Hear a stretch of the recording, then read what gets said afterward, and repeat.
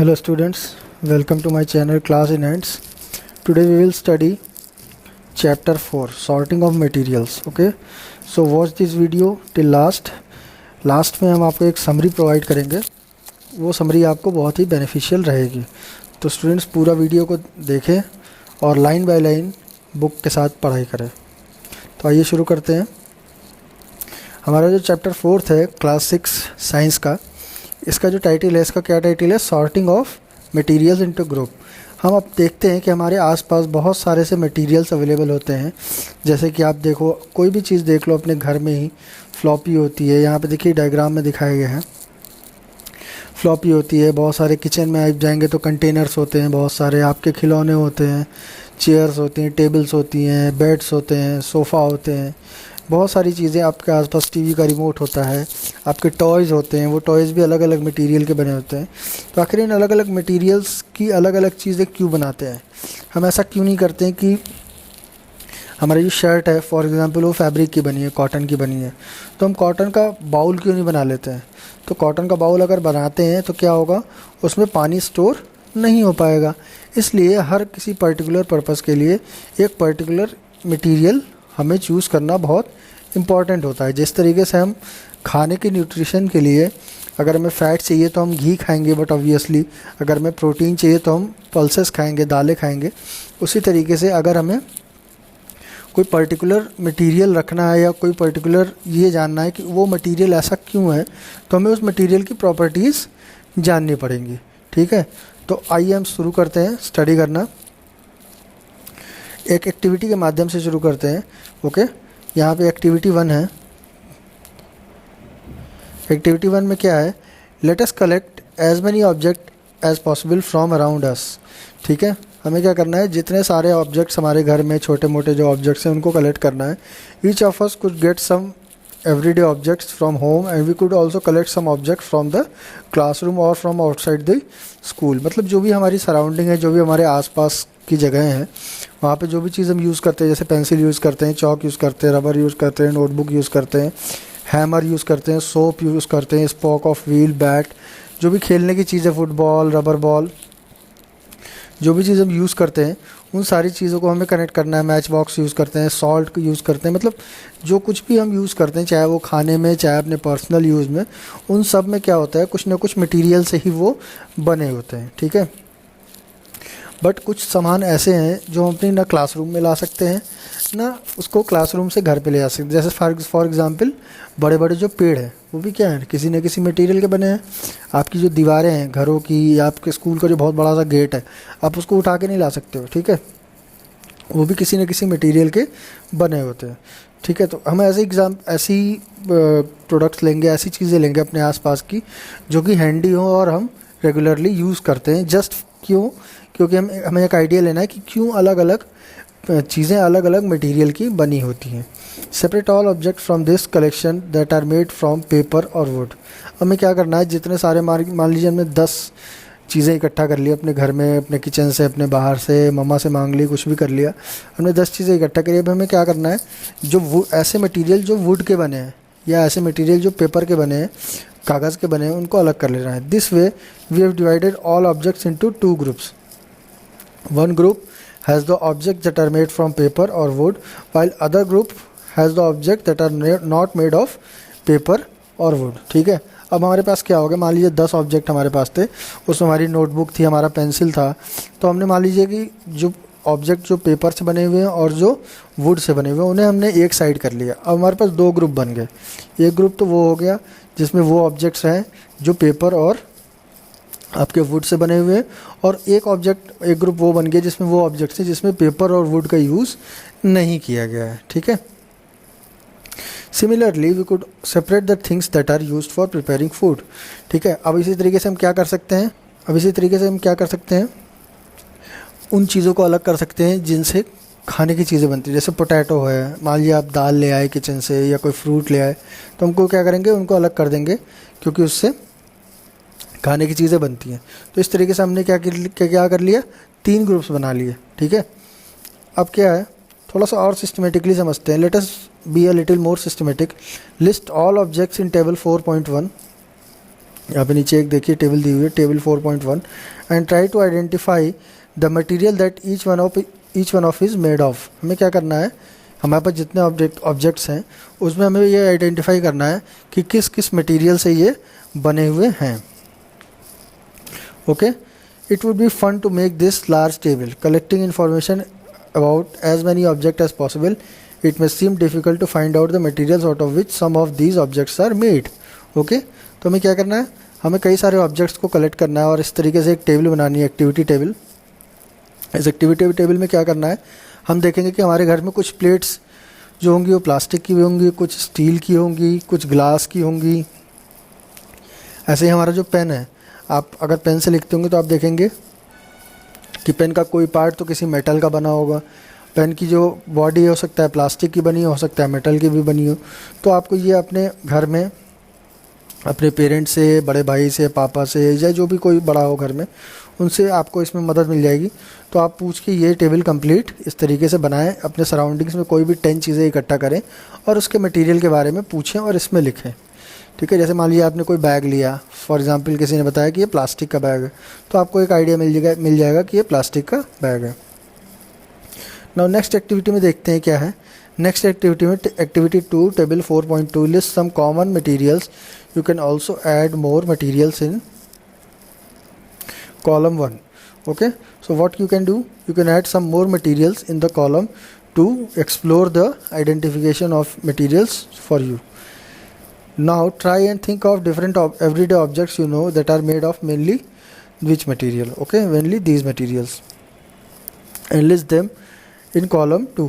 तो इस तरीके से आपको एक टेबल और बनानी है जिसमें आपको क्या करना है, आपको देखना है कि वुड की कौन कौन सी चीज़ें बनी हुई हैं। जब आपने एक बार इसमें पहचान लिया कि क्या स्टील का है, क्या इस वाली टेबल में जब आपने पहचान लिया कि कौन सी चीज़ लकड़ी की बनी हुई है, कौन सी चीज़ उसकी बनी है, अब हमें क्या करना है, अब हमें ये देखना है कि घर में कौन कौन सी ऐसी चीज़ें हैं जो लकड़ी की बनी हुई हैं, या कौन कौन सी ऐसी चीज़ें हैं जो प्लास्टिक की बनी हुई हैं, कौन कौन सी ऐसी चीज़ें हैं जो कॉटन की बनी हुई हैं, या कौन कौन सी ऐसी चीज़ें हैं जो वुड की बनी हुई हैं। ठीक है, आपको ये अपने घर के ही ऑब्जेक्ट्स को आइडेंटिफाई करना है या स्कूल के क्लासरूम के ऑब्जेक्ट्स को आइडेंटिफाई करना है और इसमें लिखना है कि कागज़ की कौन कौन सी चीज़ें बनी हुई है। जैसे कोई मैगज़ीन है, बुक है, वो कागज़ की बनी हुई है।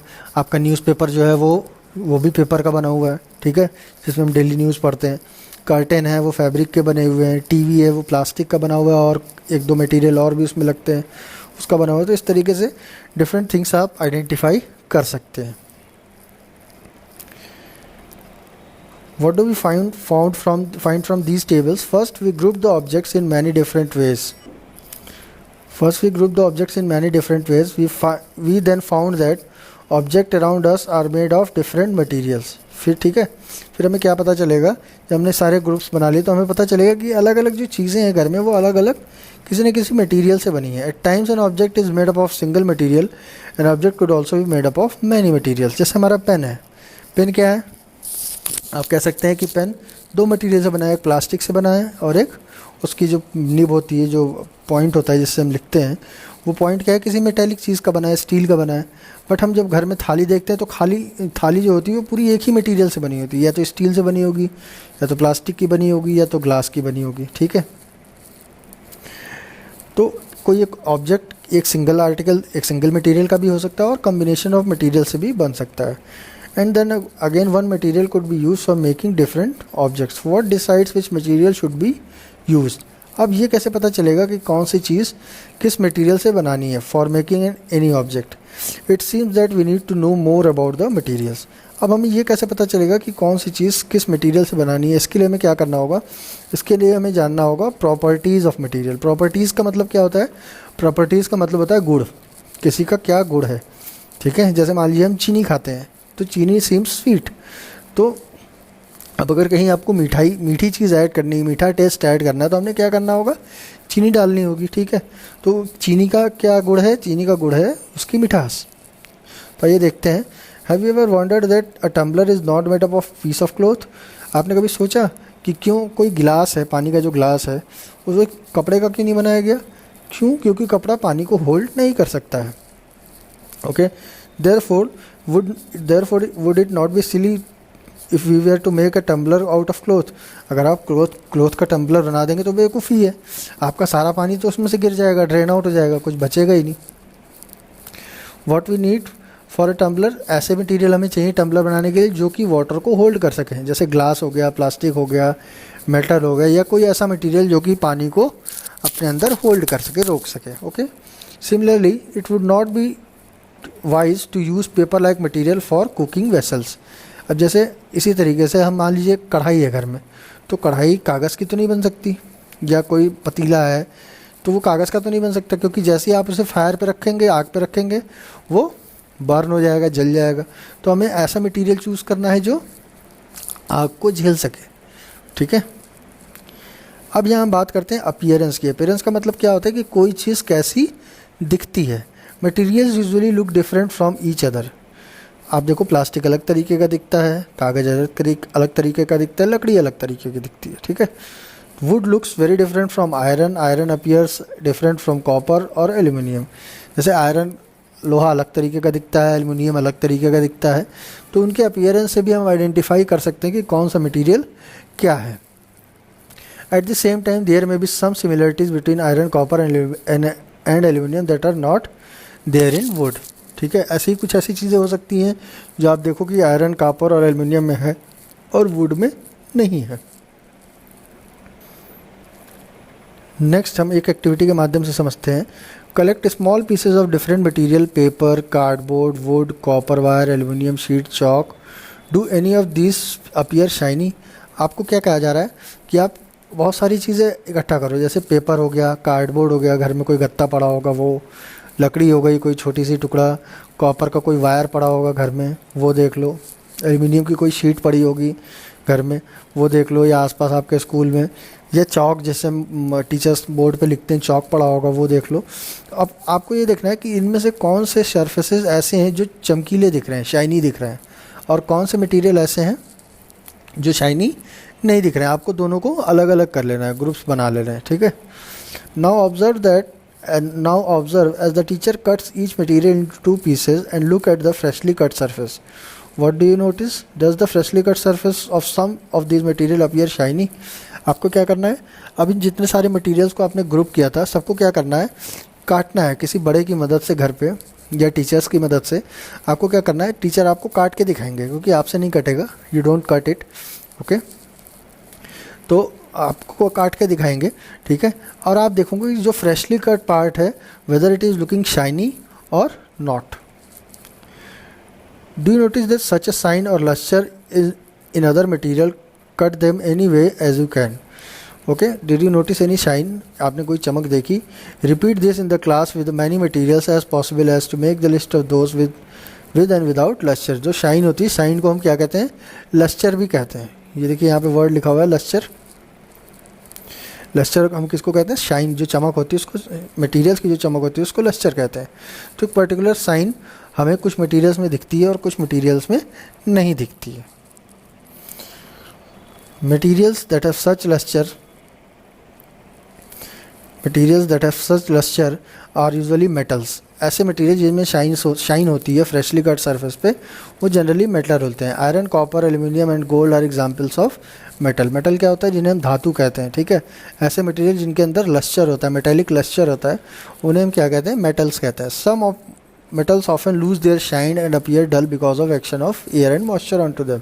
कुछ मेटल की सरफेस क्या होती है, अपनी शाइन खो देती हैं और उनकी चमक चली जाती है। क्यों चली जाती है, क्योंकि वो एटमॉस्फेयर में रहने की वजह से, खुले में रहने की वजह से उन पर एयर और वाटर का रिएक्शन हो जाता है, इसकी वजह से उनकी वो चमक चली जाती है, कोरोजन हो जाता है उसमें। ठीक है, we therefore notice the luster only on their freshly cut surface. Okay, when you visit an ironsmith or workshop, look out for freshly cut surface of metals rod to see if they have luster. अगर आप कभी किसी लोहार की दुकान पे जाएं तो आप ये नोटिस करें, देखने की कोशिश करें कि जो फ्रेशली कोई चीज़ कटिंग कर रहा है तो उस पर कोई लस्टर अपीयर हो रहा है कि नहीं हो रहा है। ठीक है, नेक्स्ट जो प्रॉपर्टी है वो प्रॉपर्टी है हार्डनेस की। हार्डनेस क्या है, basically when you press different materials with your hand, some of them may be hard to compress while others can be easily compressed. अगर आपने जितने सारे मटेरियल्स इकट्ठा किए हैं, आप अगर किसी को दबाओगे तो हो सकता है कुछ दब जाए, मगर कुछ बिल्कुल भी नहीं दबेंगे। सपोजिंगली आपके हाथ में एक बॉल है, बॉल को आप दबाओ, हो सकता है रबड़ की बॉल हो तो थोड़ी सी दब जाए, बट प्लास्टिक की बॉल उतनी ज़्यादा नहीं दबेगी। Now what you have to do, take a metal key and try to scratch with it the surface of the pieces of wood, aluminum, a piece of stone, a nail, candle, chalk, any other material or object. Now what you have to do, you have to take some any key in the house and you have to mark a scratch on all these materials and see what happens. You can easily scratch some materials while some cannot be scratched so easily. ठीक है, suppose you are trying, आप कोशिश कर रहे हैं कि आप कोई स्क्रैच मार करने की कोशिश कर रहे हैं, तो कुछ मटेरियल्स तो ऐसे होंगे जिन पे आप आसानी से स्क्रैच मार लोगे, मगर कुछ पे आप स्क्रैच मार नहीं पाओगे. Materials which can be compressed और scratched easily are called soft, while some other materials which are difficult to compress are called hard. मतलब ऐसे मटेरियल जिनको आप इजीली से आसानी से जिस पे स्क्रैच मार ले रहे हो उन मटेरियल्स को हम क्या कह रहे हैं, हार्ड मटेरियल्स कह रहे हैं. और जिस पे आसानी से हम नहीं मार पा रहे हैं, सॉरी, जिस पे हम आसानी से मार ले रहे हैं उन्हें हम सॉफ्ट कह रहे हैं, और जिन्हें हम आसानी से नहीं मार पा रहे हैं उन्हें हम हार्ड कह रहे हैं. फॉर एग्जाम्पल, कॉटन और sponge is soft while iron is hard. ठीक है, तो जो इजीली कंप्रेस हो जाए, जिन पे इजीली मार्क्स लग जाए, वो सॉफ्ट मटेरियल है, और जिन पे नहीं हो पाए इजीली कंप्रेस्ड या जिस पे मार्क स्क्रैच नहीं लग पाए, वो क्या है, हमारा हार्ड मटेरियल है.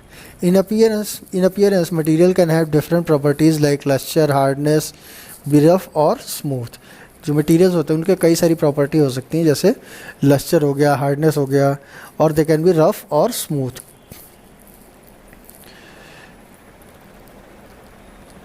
Now let's do a next activity just to understand what is soluble and what is insoluble. Soluble और insoluble का मतलब क्या होता है, ऐसी चीज़ें जो घुल जाएं वो soluble होती हैं और ऐसी चीज़ें जो ना घुले वो insoluble होती हैं. ठीक है, तो आइए एक एक्टिविटी से समझते हैं. Collect samples of some solid substances such as sugar, salt, chalk powder, sand and sawdust. You know what is sawdust? Sawdust, जब कभी हम लकड़ी काटते हैं तो लकड़ी काटने की वजह से आप देखेंगे जहाँ पे वो ब्लेड चलती है, लकड़ी काटने वाली जो हेक्सा होती है वो जो चलती है, तो वहाँ पे कई बारीक बारीक से बुरादे गिरते हैं, लकड़ी के पाउडर सा गिरता है.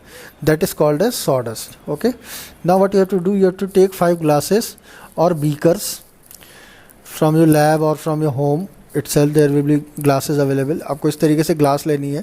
ठीक है, what you have to do, you have to fill each of them with about 2/3 water. जैसे इसमें देखिए 2/3 पानी भरा गया है, आपको पानी भरना है.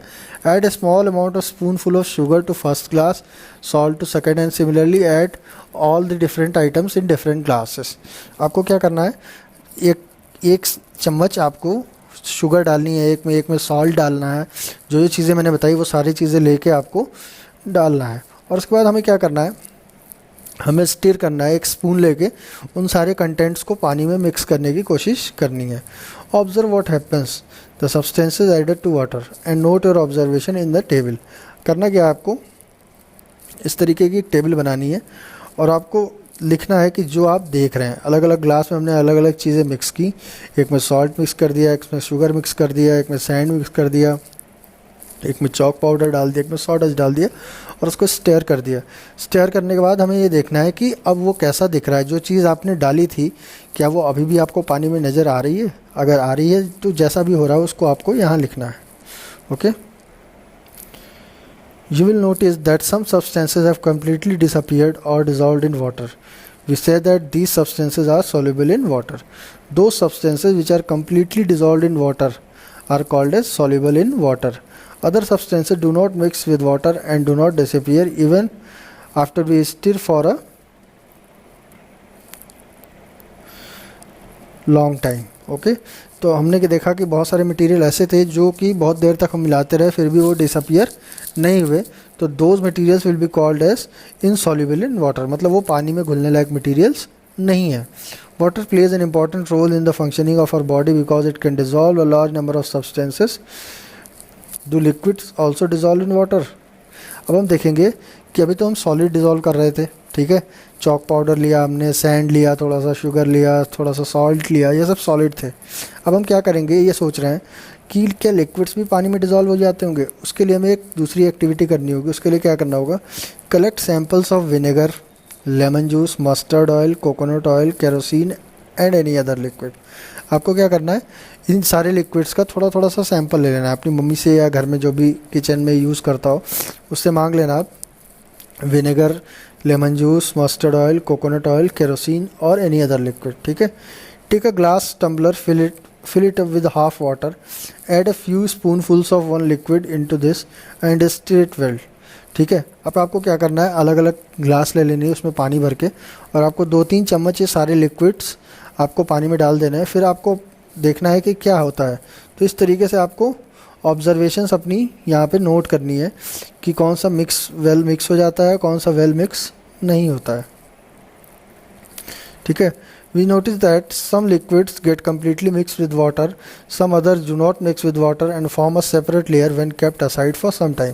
आप नोटिस करेंगे कि कुछ लिक्विड्स जो होंगे वो पूरी तरीके से डिसअपियर हो जाएंगे पानी में, बट कुछ लिक्विड्स जो होंगे वो पूरी तरीके से डिसअपियर नहीं होंगे।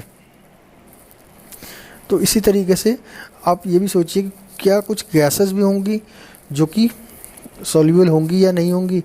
Water usually has small quantities of some gases dissolved in it. For example, oxygen gas dissolved in water is very important for the survival of animals and plants that live on earth। ठीक है, जिस तरीके से हमने देखा कि कुछ liquid तो यहाँ पे डिज़ोल्व हो गया, कुछ लिक्विड डिज़ोल्व नहीं हो गया, किसी की सेपरेट लेयर बन गई, कुछ ऊपर सरफेस पे तैर रहा है। जैसे आप मस्टर्ड ऑयल डालेंगे पानी में तो आपको येलो येलो दिखेगा, ऊपर तैर रहा है, बाकी नीचे पूरा पानी वैसे ही साफ़ रहेगा। ऐसे ही कोकोनट ऑयल के साथ भी होगा, ऐसे ही केरोसिन ऑयल के साथ भी होगा। आप डाल के ऐड करके देखना अपने घर पे। So some are soluble and some are non soluble. इसी तरीके से कुछ गैसेस भी होती हैं जो कि सॉल्युबल होती हैं, जैसे ऑक्सीजन गैस होती है जो कि पानी में जो हम पानी पीते हैं या यूज़ करते हैं उसमें ऑक्सीजन गैस डिज़ोल्व रहती है। ठीक है, जो कि बहुत इंपॉर्टेंट है हमारे प्लांट्स और एनिमल्स की ग्रोथ के लिए और हमारी लाइफ के लिए। ठीक है, moving on to next, object में फ्लोट और सिंक इन वाटर। बहुत सारे ऑब्जेक्ट्स ऐसे हैं जो पानी में डूब जाते हैं, बहुत सारे ऐसे ऑब्जेक्ट ऐसे हैं जो पानी में डूबते नहीं हैं। जैसे कि एक्टिविटी 4 में देखा हमने करते हुए कि कुछ लिक्विड तो ऐसे थे जो कि पानी के अंदर मिक्स नहीं हुए, जो ऊपर तैरते रहे। बहुत सारे लिक्विड ऐसे थे जो ज़मीन में जाके पानी की यहाँ सतह में नीचे जाके बैठ गए ग्लास में। ठीक है, इसी तरीके से बहुत से सॉलिड ऐसे होते हैं जो कुछ पानी में डूब जाते हैं और कुछ पानी में नहीं डूबते हैं। जैसे कि अगर आप देखो कि कोई सूखी हुई पत्ता है, सूखा हुआ पत्ता है, वो अगर पानी की सरफेस पे गिरेगा किसी तालाब में या किसी नदी में तो वो तैरता रहेगा। मगर अगर इसकी जगह आप कोई एक पत्थर फेंको उसी पानी में तो वो पत्थर क्या होगा, वो पत्थर नीचे को डूब जाएगा। अब जैसे देखिए इस एक्टिविटी में क्या किया है, drops of honey that you let fall into glass of water, what happens to this. Now हमने देखा कि अगर आप उसमें ड्रॉप ऑफ हनी डालेंगे तो हनी नीचे जाके बैठ जाएगी अगर पानी में। इसी तरीके से देखो यहाँ पे कुछ सॉलिड्स दिखाए गए हैं, कुछ सॉलिड जो हल्के हैं वो तो ऊपर तैर रहे हैं और कुछ सॉलिड्स जिनकी डेंसिटी ज़्यादा है वो ज़मीन में नीचे पानी के बैठ गए। जैसे हमने चाबी डाली, कुछ कॉइन्स डाले, सिक्के डाले। ठीक है, तो ये जाके पानी के नीचे बॉटम में बैठ गए। ठीक है, आप इस तरीके से घर के अलग अलग सामान जो छोटे मोटे हैंडी चीज़ें होती हैं उसको आप देख सकते हो कि कौन सा पानी में डूब रहा है और कौन सा, छोटे से ग्लास में लेके आप चेक कर सकते हो कि कोई कील है लोहे की वो डूब रही है कि नहीं, छोटा सा लकड़ी का टुकड़ा है वो डूब रहा है नहीं। तो आप ये सारी चीज़ें करके अपने घर पे देख सकते हो। ओके, नाउ एक अगली प्रॉपर्टी जिसे हम बोलते हैं transparency. You might have played the game of hide and seek. Think of some places where you would like to hide so that you are not seen by others. जैसे कि हम छुपन छुपाई का खेल खेलते हैं घर में, तो आपने देखा होगा बहुत सारी जगह ऐसी होती हैं जहाँ पे हम छुप सकते हैं और बहुत सारी जगह ऐसी होती हैं जहाँ पे हम नहीं छुप सकते। जैसे कोई शीशा लगा है, कोई ग्लास की चीज़ है, उसके पीछे हम छुपेंगे तो दिख जाएंगे, मगर दीवार के पीछे छुपेंगे या दरवाजे के पीछे छुपेंगे तो हम नहीं दिखेंगे। ठीक है, इसके लिए क्या है कि हम कुछ मटेरियल्स ऐसे होते हैं जिनसे आर पार देख सकते हैं। ठीक है, दो सब्सटेंसेस और materials through which things can be seen are called transparent. जैसे हम दुकान पे जाते हैं, अब देखे होगे बहुत सारी दुकानदार जो होता है वो बहुत सारी टॉफ़ी और चॉकलेट जो होती है, जो भी टॉफ़ीज़ होती है, जो भी कुकीज़ होते हैं उसके पास, वो क्या करता है ट्रांसपेरेंट जार में रखता है जिससे हमें दिख जाता है और वो अपनी पसंद की चॉकलेट या टॉफ़ी जो भी है उससे ले लेते हैं। बिस्किट, स्वीट्स, जो भी खाने पीने की चीज़ें हैं वो ऐसे डिब्बों में रखी जाती हैं जो कि ट्रांसपेरेंट होते हैं। ट्रांसपेरेंट कौन सी चीज़ हो गई? ट्रांसपेरेंट वो चीज़ हो गई जिसमें कि हमें आर पार दिखता है कि क्या है उसके अंदर और क्या नहीं है। तो जैसे ग्लास, वाटर, एयर, इन सब के आर पार हमें दिखता है। हमारे आसपास अराउंड में एयर ही भरी हुई है, मगर हमें सब चीज़ें ऐसे दिखती हैं, और कुछ चीज़ें ऐसी होती हैं जिनके आर पार हमें नहीं दिखता है। On the other hand there are some materials through which you are not able to see. ठीक है, बहुत सी मटेरियल ऐसे होते हैं जिनके आर पार हम नहीं देख पाते हैं। These materials are called opaque. ठीक है, ऐसे मटेरियल जिनके हम आर पार नहीं देख पाते हैं, ऐसे मटेरियल को क्या कहते हैं? ओपेक मटेरियल कहते हैं। You can not tell what is kept in a close wooden box and a cardboard carton और अ मेटल कंटेनर। अगर मान लीजिए कोई चीज़ किसी गत्ते में रखी है या लकड़ी के बक्से में रखी है, तो आप बाहर से बिना देखे नहीं बता सकते कि उसके अंदर क्या है, मगर अगर वही चीज़ शीशे में रखी है तो आप आराम से देख के बता सकते हैं कि हाँ, इसके अंदर ये चीज़ है, वो दिख रही है। ठीक है, तो इसी तरीके से ऐसे मटेरियल जिनके अंदर हम नहीं देख सकते हैं उनको क्या कहते हैं? ओपेक कहते हैं, ओपेक मटेरियल। और जिनके अंदर हम देख सकते हैं उनको क्या कहते हैं? ट्रांसपेरेंट बॉटल्स या ट्रांसपेरेंट मटेरियल्स। ठीक है,